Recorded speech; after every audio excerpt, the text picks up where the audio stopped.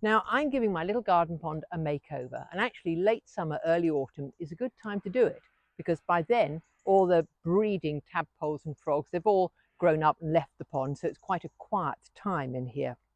Now my first job was to clear all the vegetation that had really choked it up and made it quite stagnant over the last few months. So every day this week I've been coming and I've been hauling out a new lump of vegetation like this, but then I've been leaving it just on the edge like that overnight.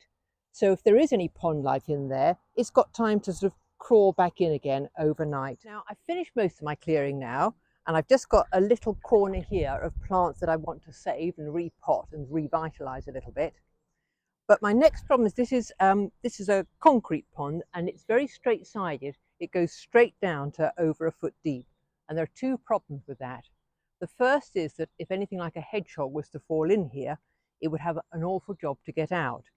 So what I'm firstly going to do is make sure that my little escape route for mammals is properly installed.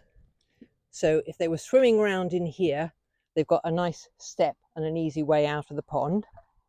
And the other problem is that this is a little bit too deep for marginal plants to get established in.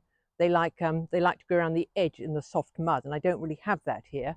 So I'm going to create some artificial shelves, and I've just done this with a few bricks to raise it up a little bit, but I'm going to drop a tray in this end just to raise, so the plants in there are going to be a little bit higher, nearer the surface of the water. Repotting some of the plants that I salvaged from the pond, and I'm using these aquatic baskets which have got holes all the way around to let the roots have free access to the water.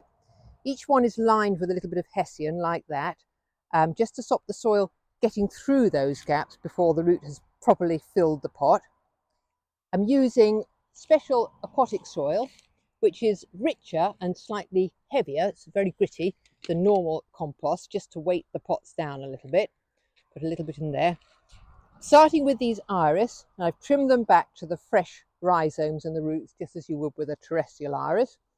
So I'm just popping those in there so the roots spread out. Now this is Iris fulva, and I got these in the Chelsea Flower Show sell-off from the Silent Pool gin stand a few years back. They looked absolutely stunning, and I was so pleased when they let me take them back. We're going to finish it off with a good thick layer of washed potting grit.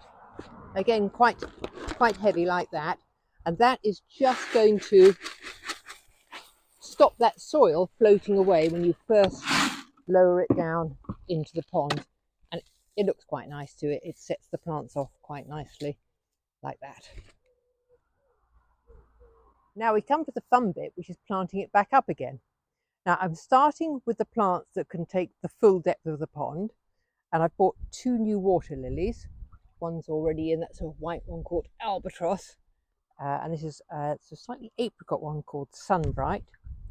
And I've checked with the nursery, and they can take the depth quite happily. And you'll see as I pop it in, the leaves bounce up to the top, so that's fine. I've also, just for continuity, potted up and put back in some of the vegetation that I pulled out in the first place that got out of control, but they're nicely in pots. So if it gets too much, I can just hoik that pot out. But that's for all the insects that are already in here that need a little bit of cover. This shelf has gone in with all the Iris fulva, and just let me show you the planting technique, because when you first drop them in, you need to do it very gradually, because there'll be a lot of water bubbling up. So you just sort of drop them into their place here, and just gradually let the pot fill out. You can see the bubbling now coming through, and then just push it down to the level that you want. Now in here in front of these, I want to plant a marsh marigold, beautiful bright yellow flowers, but that needs slightly shallower planting again. So I'm actually going to pop that on a brick here, just in front of the iris, and I've piled it up a little bit higher in its pot just to keep it out of the water, because really again it's a marginal plant.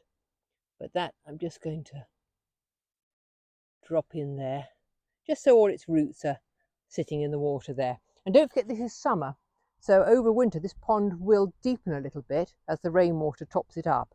And I might need to come and check these levels. If they're too submerged, I might need to put 1 or 2 bricks under them. This end, I've got another lovely iris. And this is again from a Chelsea flower show sell-off. That was from the Still Garden, designed by Jane Porter. And it's one of our native iris, Iris pseudocora, but it's a variety called Alba, which is much paler and prettier than the normal strident yellow that we get.